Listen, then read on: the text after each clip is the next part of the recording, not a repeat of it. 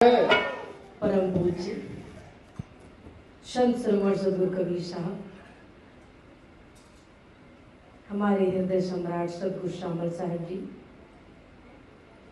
और मंचासीन संतों का भी स्थान सिंह जी ने परिचय करा ही दिया, लेकिन मेरा भी मन नहीं मान रहा है कि जिन संतों की मेरे ऊपर कृपा है, आपके समझ रामदेव जी बैठे हुए हैं, जिनकी कितनी तारीफ की जाए कम है।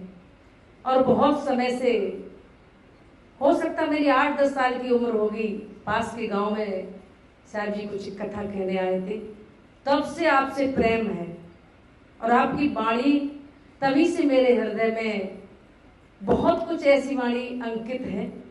तो आपने बहुत बहुत आभार किया है हम सब के ऊपर, जो निवेदन स्वीकार किया और आप यहाँ उपस्थित हुई हैं।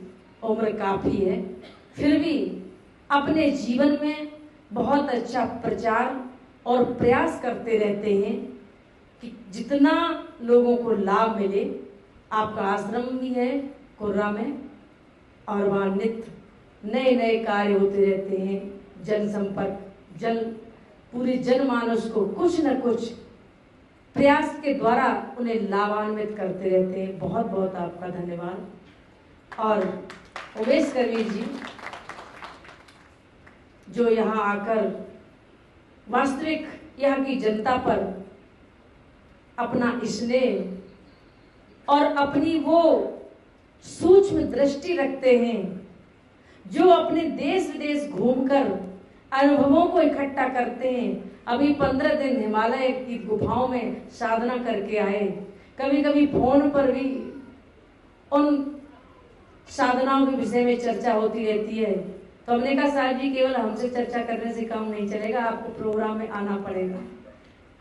हमारी ये हार्दिक इच्छा रहती है कि जो हमसे जुड़े हुए हैं, इस आश्रम से जुड़े हुए हैं, जिन लोगों से हम परिचित हैं, जिन्हें जानते हैं, उन सब का कल्याण हो जाए, उन सबको वो उस अमृत की बूंद के छींटे पड़ जाएं सबके हृदय में।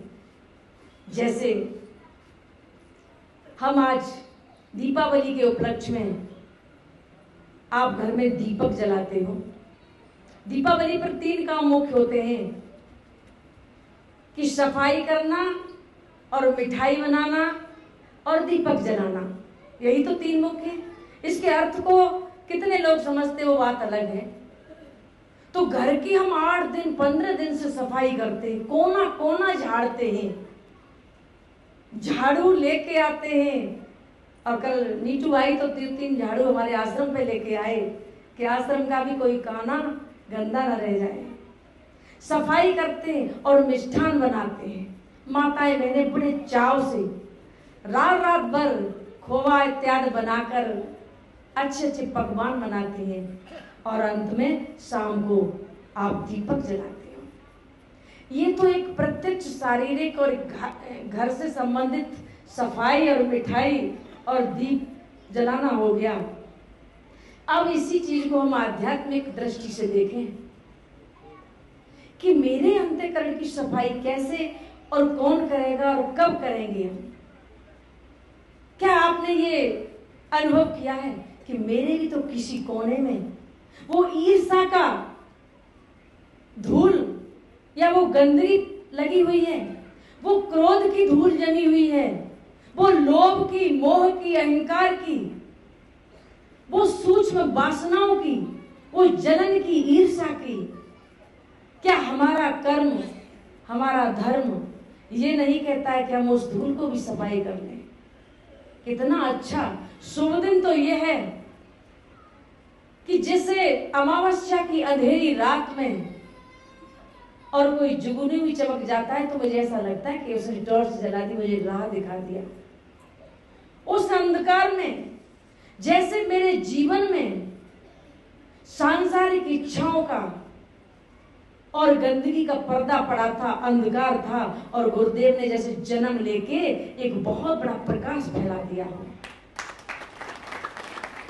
आपको ये सत्य घटना बता रहे हैं। हम भी बचपन में माता जी कहा करती थी कि बेटा घर के किसी कोने में अंधेरा न रह जाए यार दीपावली के दिन।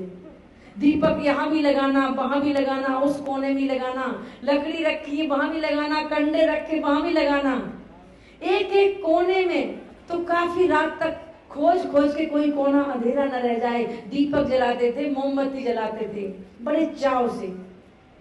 और जिस दिन से पहले दिन मुझे गुरुदेव के दर्शन हुए, मुझे दीक्षा मिली और उन्होंने ये ध्यान साधना बताया, उस दिन से ऐसा लगता ही नहीं कि इस घर के किसी कोने में अंधेरा रहा या नहीं रहा, क्योंकि वो गुरुदेव ने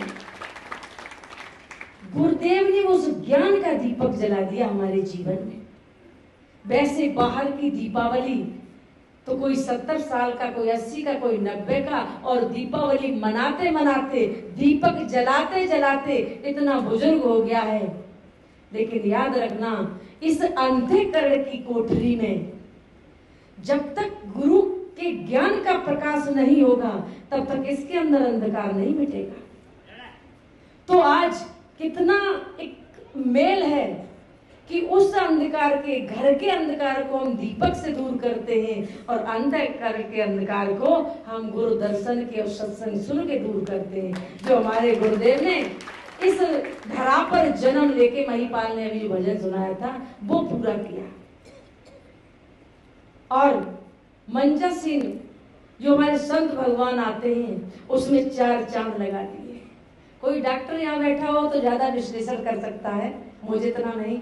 आपने देखा शरीर में एक लाल रक्त कणिकाएं होती हैं और एक श्वेत। आपको मंच पे भी लगता होगा कि जैसे लाल वस्त्र पहने हुए हमारे स्वामी जी बैठे हैं और सफेद वस्त्र पहने हुए हम लोग बैठे हैं।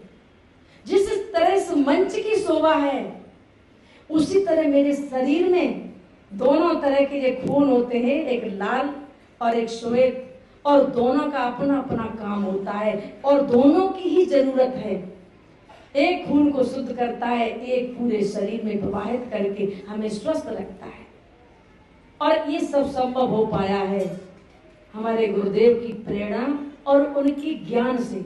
मुझे आज जो भी साहस मिल रहा है, अभी उमेश जी ने कहा था कि आपका सब कुछ दिया हुआ है, फिर हम भजन करेंगे, अनायास आप तक पहुंच जाएगा।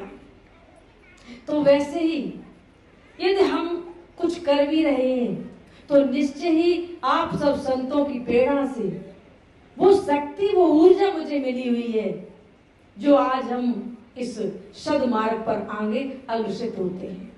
तो आइए गुरुदेव के जन्म दिवस पर एक छोटा सा भजन गाएंगे, उसके बाद अपनी बात पूरी करेंगे। बोलिए श्री सद्गुरुदेव